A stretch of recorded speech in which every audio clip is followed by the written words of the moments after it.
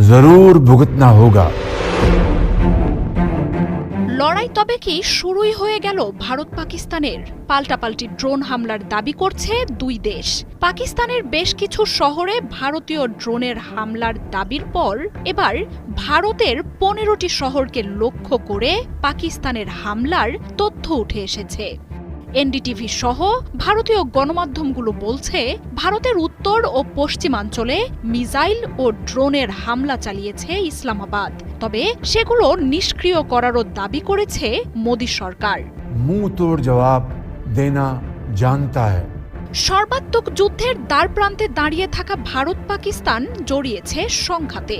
ভারতীয় গণমাধ্যমগুলো বলছে, অপারেশন সিঁদুরের একদিনের মাথায় পাকিস্তান ড্রোন ও মিসাইলের হামলা চালিয়েছে।